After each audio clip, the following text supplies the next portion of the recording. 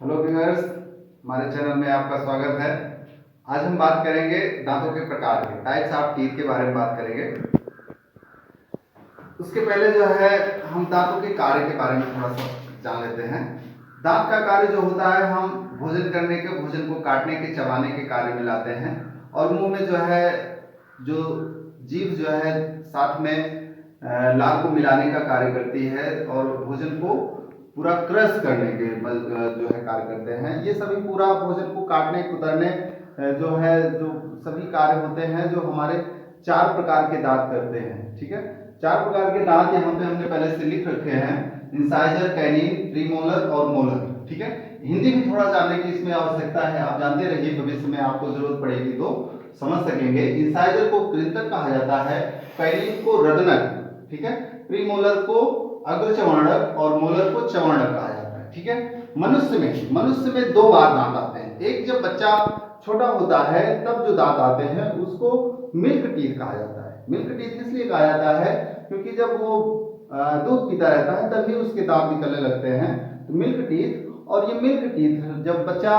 7 साल 8 साल का हो जाता है तब ये निकलना शुरू हो जाते हैं, उखड़ना शुरू हो जाते हैं और इन मिल्क टीथ का जो स्थान लेता है वो परमानेंट टीथ लेता है। ठीक है, परमानेंट टीथ जो होते हैं ये इस तरीके से, इनकी संख्या यहाँ पे हमने लिख रखी है। इंसाइजर की संख्या 8 होती है, कैनिन की संख्या 4 होती है और प्रीमोलर 8 की संख्या में पाए जाते हैं, जो कि मिल्क टीथ या बच्चों में नहीं पाए जाते। ठीक है, और जो है मोलर की संख्या हमारी 12 पाई जाती है। कुल मिला के जो संख्या हो गई एडल्ट्स में, बड़े में, वो 32 हो जाती है। ठीक है, लेकिन एक चीज यहाँ पे ध्यान देना बहुत आवश्यक होता है। 18 साल से पहले जो होता है यहाँ पे जो मोलर होते हैं, 18 साल से पहले जो मोलर में 8 की संख्या ही होती है, क्योंकि जो 4 दांत होते हैं जिनको विजडम टीथ कहा जाता है, जो हमारे ये मोलर होते हैं, ये 18 साल के बाद इनको विजडम टीथ कहा जाता है। 18 साल के बाद उगते हैं, निकलते हैं। ठीक है, और उनको विजडम टीथ कहा जाता है। तब हमारे 32 दांत, टोटल दांतों की जो संख्या होती है वो 32 हो जाती है। नीचे के जामे 16 और 16 और अपर जामे 16, लोअर जामे 16 और अपर जामे 16। ठीक है, इस तरीके से हमारे ये 4 प्रकार के दांत हो गए: कृंतक, रदनक, अग्रचर्वणक और चर्वणक। ठीक है, बच्चों में इनकी संख्या 20 होती है। बच्चों में संख्या जो होती है 20 होती है, लोअर जामे 10 और अपर जामे 10। दांतों की देखभाल बहुत अच्छे से करना चाहिए, दांतों की साफ सफाई में बहुत ध्यान देना चाहिए, क्योंकि इसमें लगने वाली जो सामान्य रूप से जो बीमारी होती है, दांत से संबंधित जो मेन बीमारी, मुख्य बीमारी होती है, वो टूथ डीके कही जाती है, क्योंकि उसमें प्लेक्स लग जाते हैं, जिस कारण से प्लेग भी लगते हैं और टूथ डीके होता है। इसके बारे में थोड़ा सा हम यहाँ पे समझेंगे कि टूथ डीके होता क्या है। हम इसका स्ट्रक्चर देखेंगे। जो दांत, आगे के दांत छोड़ दिए जाए, कौन से, इंसाइजर और कैनिन छोड़ दिया जाए, तो हमारे जो दांतों का स्ट्रक्चर होता है, ऐसे बीच में थोड़ा सा जगह होती है, यहाँ पे खांच होती है। ठीक है, बीच में जगह होती है जिसमें कुछ भोजन के पार्टिकल्स इकट्ठा हो जाते हैं, यहाँ पे छूट जाते हैं। कब छूट जाते हैं? जैसे हम भोजन करते हैं, शाम को करते हैं या सुबह करते हैं, या जब हम बीच बीच में कुछ ना कुछ खाते रहते हैं, शुगर पार्टिकल्स खाते रहते हैं, ग्लूकोज से संबंधित बातें जो है चीजें खाते रहते हैं, तब जो है यहाँ पे अटक जाता है। खाते हैं, फिर जो है हम पानी नहीं पीते हैं, मुंह साफ नहीं करते हैं, तो हमारे शुगर पार्टिकल्स यहाँ पे इकट्ठा हो जाते हैं। तो मुंह में पहले से ही उपस्थित कुछ बैक्टीरिया इस पर जो है आक्रमण कर देते हैं, यहाँ पे आकर के अपना स्थान ले लेते हैं, क्योंकि यहाँ पे भोजन पहले से उपस्थित है बैक्टीरिया का। और ये जो शुगर पार्टिकल्स टाइप सभी भोजन का जो है अंत में ग्लूकोज ही बनना रहता है, और अलग से व्यक्ति स्वीट्स वगैरह खाता भी रहता है विभिन्न रूपों में। तो ये शुगर पार्टिकल्स को, ये जो हमारे कुछ बैक्टीरिया हैं, वो उसमें एसिड में परिवर्तित कर देते हैं। किसमें परिवर्तित कर देते हैं? एसिड में। और जब ये एसिड यहाँ पे बन जाता है दांत के पास में, एसिड कैसे बन गया? जो यहाँ पे शुगर हमने खाया था, और जो है ये बैक्टीरिया, विभिन्न प्रकार के बैक्टीरिया इस पे क्रिया करके शुगर को एसिड में परिवर्तित, क्यों परिवर्तित कर दिए? क्योंकि उनसे, शुगर पार्टिकल से जो है बैक्टीरिया अपने भोजन प्राप्त किए और एसिड में परिवर्तित हो गया, और एसिड में परिवर्तित होने पर ये जो हमारा दांत दांत का जो सबसे मजबूत, दांत का ही नहीं पूरे शरीर का जो सबसे मजबूत भाग होता है उसको इनामेल कहा जाता है। ठीक है, इनामेल पार्ट जो होता है वो शरीर का सबसे मजबूत भाग होता है, और ये सबसे मजबूत भाग को ये एसिड गला देता है, धीरे धीरे गला देता है, एक दिन में नहीं गला देता, साल 6 महीने 2 महीने 4 महीने डिपेंड करता है कि आप कितना जो है अपने डेंटल हाइजीन रख रहे हैं और डेंटल कितना गंदा रख रहे हैं उस पर डिपेंड करेगा। और ये जो है डीके कर देता है, यहाँ पे नष्ट करने लगता है इनामेल को। फिर इनामेल के नीचे हमारा डेंटाइन पार्ट होता है, यहाँ जो ये पार्ट हो गया ये डेंटाइन पार्ट होता है। जब ये इनामेल गल गया तो फिर डेंटाइन गलना शुरू हो जाता है। ठीक है, गलता है, डीके होता है, किसके एसिड के प्रभाव से ऐसा होता है।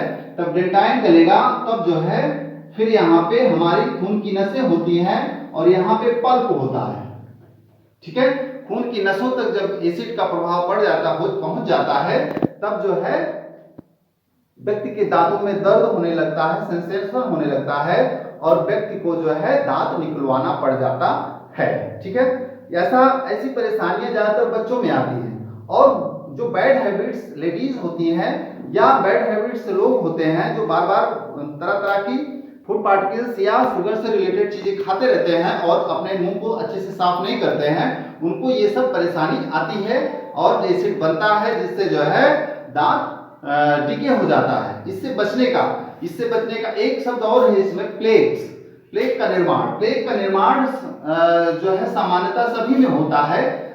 जब ऐसी स्थिति में तब सभी को हो जाएगा, तब जो है यहाँ पे जब भोजन इकट्ठा हो जाता है तो बहुत सारे बैक्टीरिया आकर के यहाँ पे आक्रमण कर देते हैं और एक लेयर बन जाती है। तब ऊपर से जो स्लाइडो में हमारे बेस होता है वो यहाँ तक एसिड तक नहीं पहुंच पाता, जिस कारण से प्लेग का निर्माण कहा जाता है। बहुत सारे बैक्टीरिया शुगर पार्टिकल्स पर इकट्ठा होने की क्रिया को प्लेग का निर्माण कहते हैं। ठीक है, और ये प्लेग का जो है हम हटाने का कार्य कैसे करते हैं, जब ब्रश करते हैं तो ये प्लेग जो है ब्रश के साथ फ्लश आउट हो जाता है और जो है फ्लश हो जाता है, जिससे हमारा दांत सुरक्षित हो जाता है। ठीक है, अब कुछ इसमें सावधानियां बरतने की जरूरत होती है बच्चों में और बड़ों में, और किस तरीके से इससे बचाया जा सकता है इस परेशानी से, इससे हम बात करेंगे, इसके बारे में हम बात करेंगे।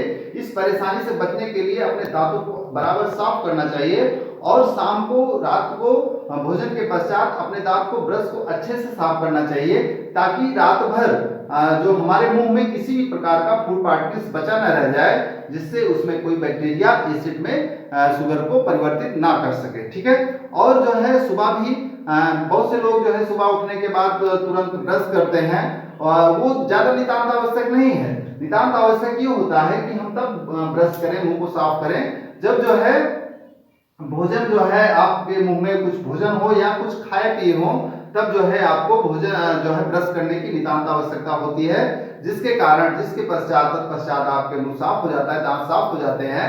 और जब शुगर मुंह में नहीं इकट्ठा रहेगा, अटका रहेगा दांतों में, तब बैक्टीरिया आपके दांतों को प्रभावित नहीं कर पाएंगे, आपके दांत स्वस्थ रहेंगे। और दूसरी चीज जो है, इससे संबंधित दांत दो प्रकार के पदार्थों से, दो प्रकार के एलिमेंट से मिलकर के बना होता है रहते, इसी समय हम आपको बता देते हैं। पहला एलिमेंट जो नितांत आवश्यक होता है वो कैल्शियम होता है, और दूसरा जो एलिमेंट होता है वो फास्फोरस होता है। तो ये कैल्शियम का हमको जो है प्रयोग नितांत आवश्यक है, हमको जो है कैल्शियम का जो है भोजन के रूप में इस्तेमाल करना चाहिए। जिन पदार्थों में अधिक मात्रा में कैल्शियम पाया जाता है, फास्फोरस पाया जाता है, उन सब चीजों को हमको अधिक इस्तेमाल करना चाहिए और अपने दांतों को सुरक्षित रखना चाहिए। अब इसके बारे में बस इतना ही, हम आगे बहुत सारी वीडियो हम आपके सामने ले आते रहेंगे। आप वीडियो को देखिए, सब्सक्राइब करिए, चैनल को सब्सक्राइब करिए, बेल आइकन दबाइए और नए वीडियो पाते रहिए। धन्यवाद।